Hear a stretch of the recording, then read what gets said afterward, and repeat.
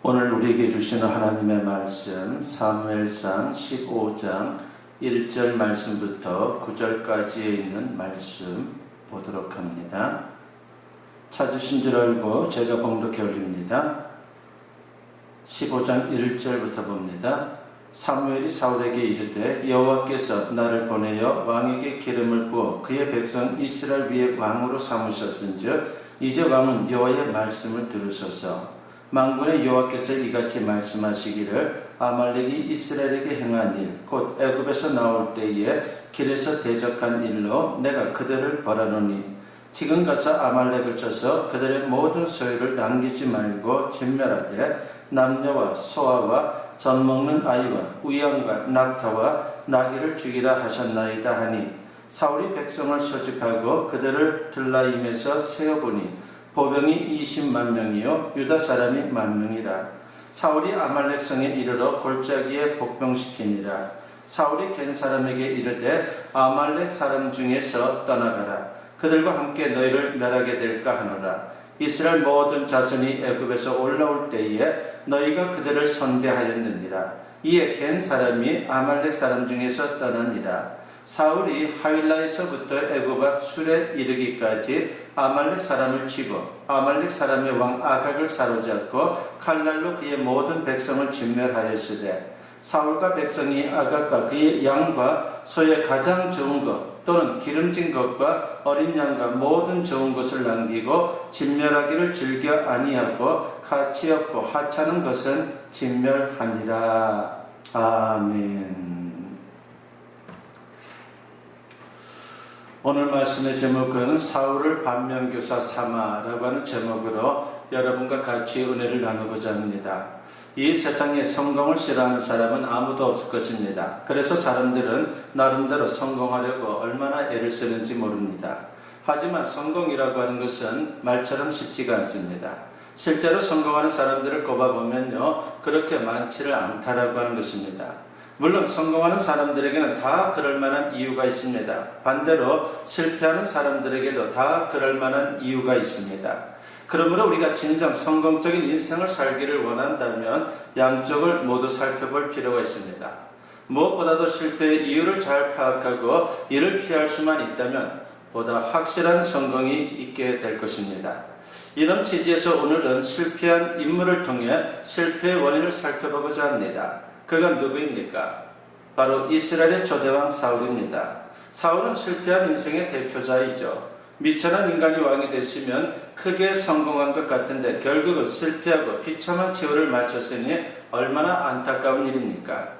그는 겉으로 보면 어엿한 신앙인이었지만 진실성이 결여된 명목상의 신자에 불과했습니다. 이게 바로 사울이 실패한 근본적인 이유가 됩니다. 특히 오늘 본문 15장에는 결정적인 실패의 원인이 기록되어 있습니다. 무슨 내용입니까? 바로 아말렉과의 전쟁 이야기가 기록되어 있습니다.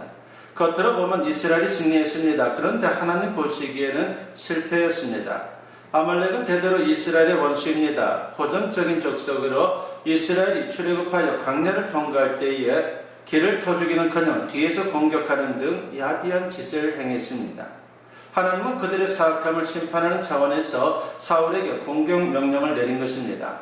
사울은 그 명령을 받고 군사들을 모아 출전하게 되었고 그리고 대승을 거두게 되었습니다. 그런데 어찌된 일인지 하나님께서 크게 진노하시는 겁니다. 사무엘상 15장 11절을 보면 하나님께서 사울로 인해 심히 탄식하는 모습이 소개되고 있습니다. 내가 사울을 왕으로 세운 것을 후회하노니 그가 돌이켜서 나를 따르지 아니하며 내 명령을 행하지 아니하였음이니라 것입니다. 결국 사울은 폐위되고 맙니다. 그리고 훗날 블레셋과의 전쟁에서 비참한 최후를 맞이하게 됩니다. 그러면 이와 같이 사울이 실패할 수밖에 없었던 구체적인 이유가 무엇입니까? 오늘 본문에서 여러분과 같이 세 가지를 생각해 보면서 은혜를 나누고자 합니다. 바로 그 세 가지는 실패의 원인인 것이죠. 바로 그 실패의 원인을 살펴보면서 진정한 성공의 길을 가는 그러한 우리의 모습이 되었으면 하는 바람으로 오늘 말씀을 나누고자 합니다. 첫째는 사울은 말씀을 경청하지 않았다라고 하는 것입니다. 신앙의 기본은 말씀을 듣는 것입니다. 성도는 자기 생각대로 사는 존재가 아니라 하나님 뜻대로 사는 사람입니다. 그러므로 무엇보다 하나님 말씀에 귀를 기울이는 것은 우리에게 있어서 기본이다라고 하는 것이죠. 전도서 5장 1절에 보면 이런 말씀이 나옵니다. 너는 하나님의 집에 들어갈 때에 내 발을 삼갈지어다. 가까이하여 말씀을 듣는 것이 우매한 자들이 제물 드리는 것보다 나으니 라고 있습니다. 무슨 말입니까? 말씀을 듣는 것이 중요하다는 겁니다. 그리고 시편 1편을 보면 어떤 사람이 복이 있다고 말씀합니까? 시편 1편 1절 말씀과 2절에 보니까 복 있는 사람은 악인들의 꾀를 따르지 아니하며 죄인들의 길에 서지 아니하며 오만한 자들의 자리에 앉지 아니하고 오직 여호와의 율법을 즐거워하여 그의 율법을 주야로 묵상하는도다라고 했습니다. 복 있는 사람은 세상 소리를 듣지 않고 하나님의 말씀을 묵상하며 하나님의 음성에 귀를 기울인다라고 하는 것입니다. 우리가 세상을 살면서 얼마나 많은 소리를 듣습니까? 이런저런 소리, 별의별 소리가 참 많죠. 그 가운데 가짜 뉴스 또한 얼마나 많습니까? 오늘날 참으로 큰 문제가 되고 있는 것 아닙니까? 그 소리를 다 듣다 보면요, 헷갈릴 수 있다라고 하는 것입니다.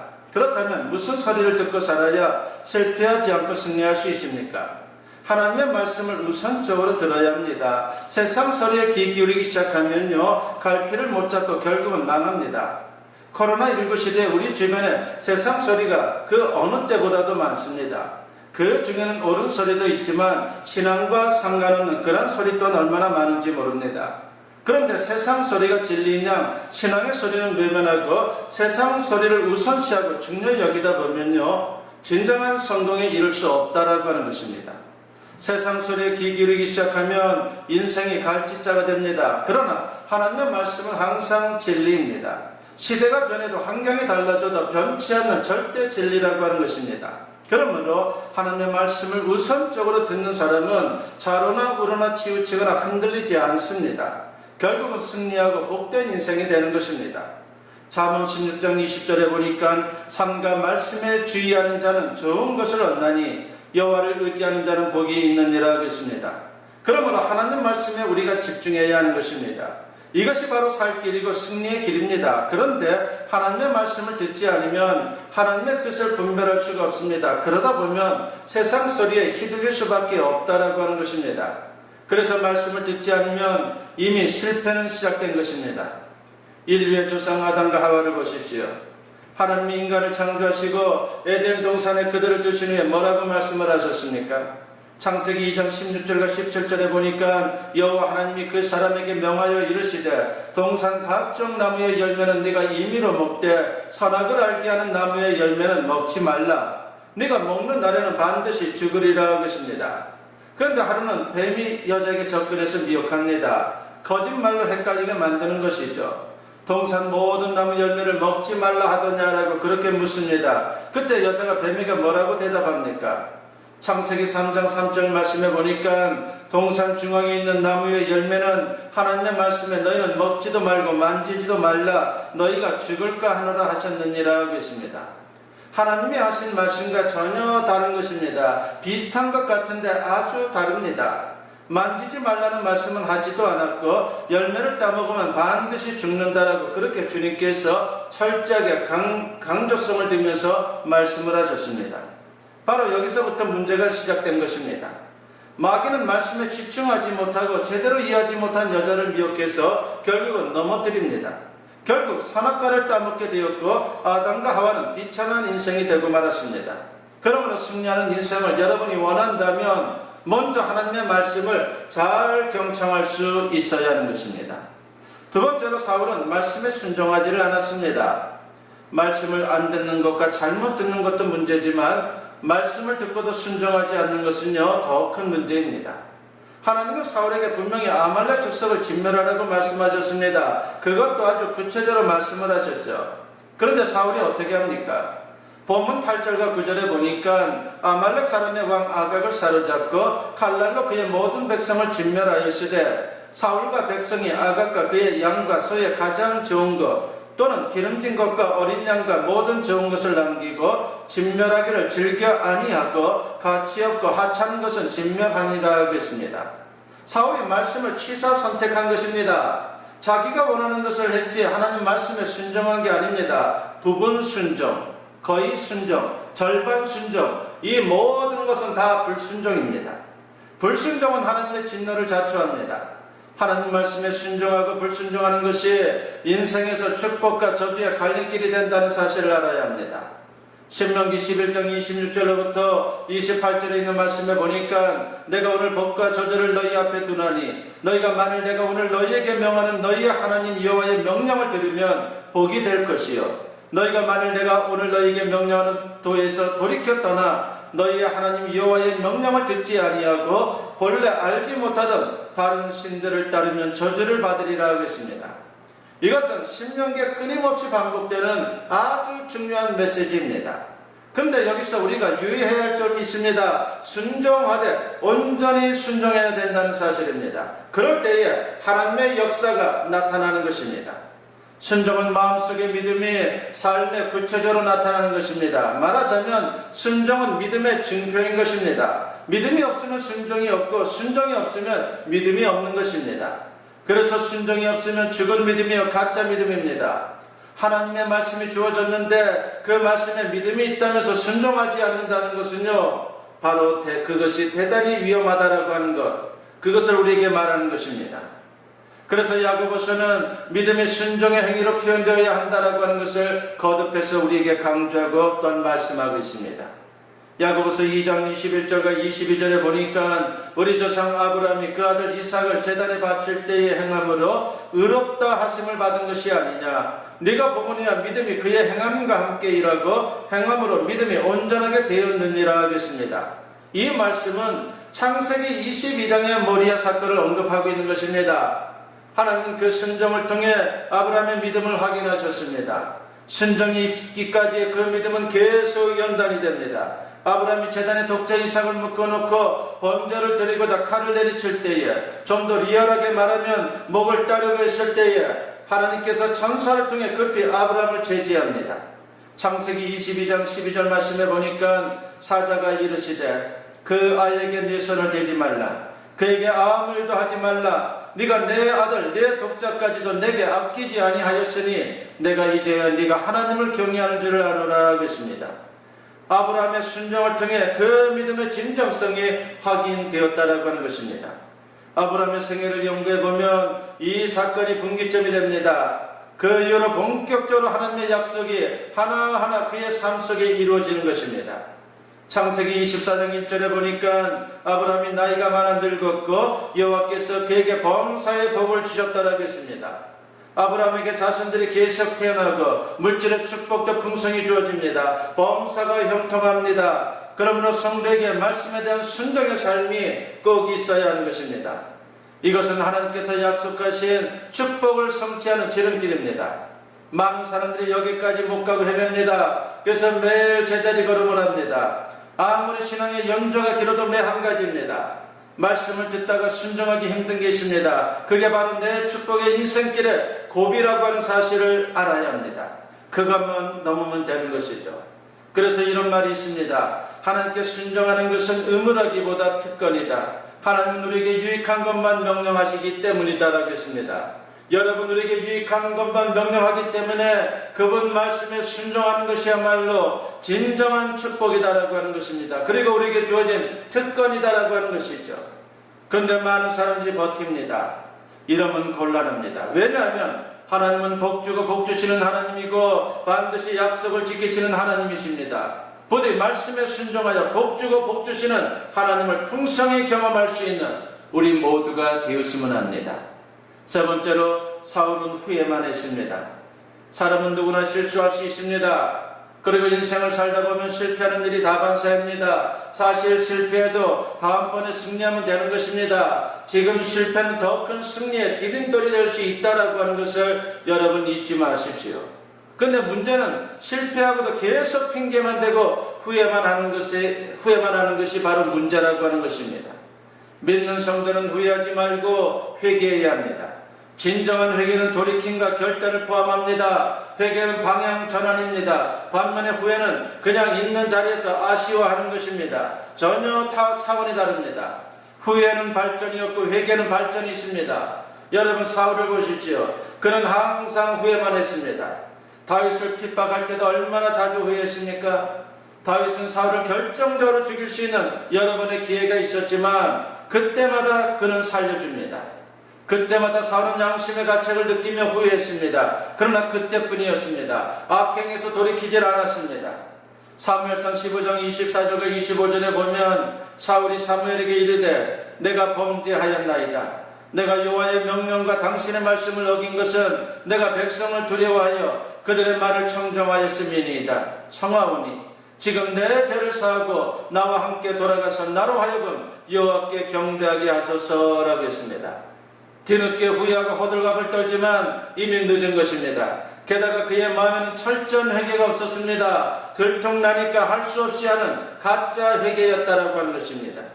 하나님은 이런 데 속지 않습니다. 사울과 다윗을 비교해 보십시오.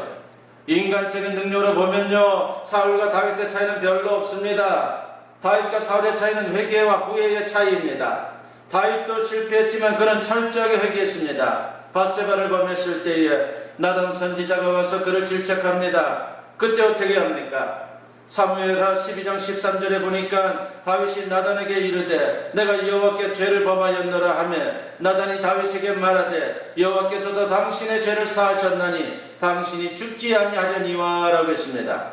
그는 절대 왕권으로 쥐도새도 모르게 나단 선지자를 죽일 수도 있었지만 선지자의 그 질책을 하나님의 말씀으로 인정하고 철저히 자신의 죄를 회개했다라고 하는 것입니다. 이게 바로 다윗이 성군이 된 이유입니다. 그렇습니다. 회개와 후회의 차이가 그렇게 큰 차이를 만듭니다. 그러므로 설사 실패했더라도 하나님 앞에 자신을 돌아보고 철저히 회개하면 우리 인생도 얼마든지 역전될 수 있다라고 하는 것을 잊어서는 안 됩니다. 신앙생활에서 가장 기본적이며 중요한 게 바로 회개입니다. 회개는 구원과 은혜의 관문이라 보면 됩니다. 회개를 통과하지 않으면 믿을 수도 없고 죄와 사망에서 구원받을 수도 없습니다. 기도할 때도 마찬가지입니다. 회개의 기도가 없으면 하나님의 은혜가 임하지 않습니다. 아예 기도의 문이 열리지 않습니다. 기도하다가 때로는 답답할 때가 있습니다. 그때 회개하면 기도의 문이 열린다라고 하는 것입니다. 마치 봇물이 터지는 것과 같습니다. 댐의 수문을 열면 물이 쏴하고 쏟아지듯이 하나님의 은혜가 회개하는 그 심령 속에 놀랍게 임하게 된다라고 하는 것입니다. 회개라는 말을 좀 더 정확히 살펴보면 이렇습니다. 헬라어로 회개를 말할 때 메타노이아라고 그렇게 표현합니다. 이것은 돌다, 방향을 바꾸다라고 하는 동사에서 유래한 단어입니다. 그러니까 죄에서 돌아서서 하나님께로 돌아가는 것, 즉 방향 전환을 의미하는 것입니다. 그러므로 진정한 회개는 잠시 마음속으로 후회하는 게 아닙니다. 입술로만 잘못했다라고 말하는 게 아닙니다. 전 인격적으로 변화되는 겁니다. 인격의 3요소인 지정의가 다 변화하는 것입니다. 다윗은 진정으로 죄를 깨닫고 회개했을 뿐만이 아니라 행동으로 변화됐다라고 하는 것이죠. 그래서 지정의가 변화되는 놀라운 역사를 그는 이루면서 축복의 자리에 섰다라고 하는 것입니다. 그리고 진정한 회개가 다윗을 살렸고 그를 존귀한 하나님의 사람으로 그리고 진정한 승리의 인생으로 만들었다는 사실을 여러분이 잊지 마십시오. 성공하는 사람은 다 그럴 만한 이유가 있습니다. 물론 실패하는 사람들도 다 그럴 만한 이유가 있습니다. 사울이 왜 실패할 수밖에 없었는지 마음속 깊이 새길 뿐만이 아니라 그를 우리 인생의 반면교사로 삼아 진정한 성공의 자리에 설 수 있는 저와 여러분 모두 될 수 있기를 주님의 이름으로 간절히 축원합니다. 기도드립니다. 사랑과 은혜가 충만하신 아버지 하나님 감사합니다. 사울을 통해서 우리의 신앙을 돌아보게 하시니 감사합니다. 아버지 하나님, 사울은 하나님의 말씀을 듣지 않았습니다. 말씀에 순종하지 않았습니다. 그는 회개하지 아니하고 후회만 했습니다. 그런 모습이 우리에게 반면교사가 된다라고 하는 것을 오늘 말씀을 통해서 우리가 배웁니다. 아버지 하나님, 우리의 삶에는 그런 사울의 모습이 나타나지 않도록 도와주시옵고 온전하게 주님의 말씀을 경청하고 말씀을 부여잡고 말씀에 순종하는 모습을 통해 하나님의 위대한 역사를 경험할 수 있도록 은혜 베풀어 주시옵소서. 또한 죄된 모습이 있다면 피하지 않게 하시고 후회하지 않게 하여 주시고 오로지 주님 앞에 회개함으로 말미암아 진정 주님의 크신 사랑을 경험하며 승리의 인생을 살아가는 우리 모두가 되게 하여 주시옵소서. 감사드리옵고 예수님의 이름으로 기도드리옵나이다. 아멘. 축복 기도드립니다. 이제는 우리 주 예수 그리스도의 은혜와 아버지 하나님의 무궁하신 사랑하심과 성령의 감화 감동 역사 충만하심이 오늘 주님께 예배로 영광 돌릴 뿐만 아니라 선포된 말씀과 같이 사울을 반면교사 삼아 진정 주님의 거룩한 백성으로 세상을 살아가면서 주님이 주시는 큰 승리와 성공의 기쁨을 맛보는 그러한 인생을 소망하며 아버지 하나님의 거룩한 백성으로 세상을 향하는 주님의 사랑하는 자녀들 위해 지금으로부터 영원토록 함께 하시기를 간절히 축원하옵나이다. 아멘.